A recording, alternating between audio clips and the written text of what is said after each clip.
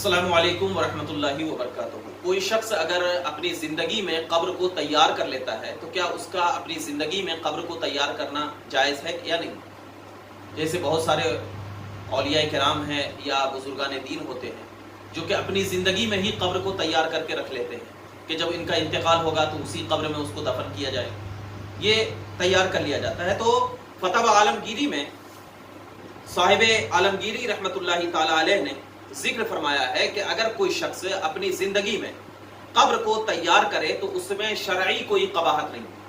अपनी जिंदगी में अगर कोई शख्स कब्र को तैयार कर ले तो उसमें क्या है, शरई कोई कबाहत नहीं है। क्यों नहीं कबाहत है कि अगर फरमाते हैं कि जिसने अपने लिए जिंदगी में कब्र खोदी तो उसमें कोई हर्ज नहीं और उसे उस पर अज्र मिलेगा। साहिब फतावा आलमगीरी जिक्र फरमाते हैं कि उसमें उसको क्या मिलेगा, अज्र मिलेगा।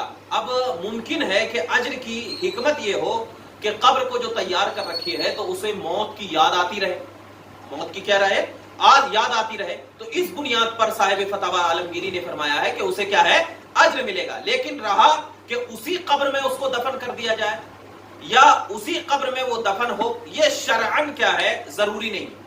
ये शरअन क्या है, जरूरी नहीं है, क्योंकि कुरान मजीद के सूरह लुक़मान की आयत नंबर 34 में अल्लाह तबारक व तआला जिक्र फरमाता है कि वमा तदरी नफ्सुन बिअय्यि अर्दिन तमूत, कि कोई किसी को ये खबर नहीं कि उसकी मौत किस जमीन पर आएगी, किसी को ये खबर नहीं कि उसकी मौत किस जमीन पर आएगी। तो अब कोई जरूरी नहीं है कि शरअन कोई जरूरी नहीं है कि उसी में क्या है, दफन कर दिया जाए। हो सकता है कि उसकी मौत किसी दूसरी जमीन में आ जाए तो उसको वहां पर दफन कर दिया जा सकता है, और यहां पर जो है कब्र तैयार हुई वहां पर अगर किसी दूसरे को भी दफन कर दिया जाए तो भी कोई हर्ज नहीं।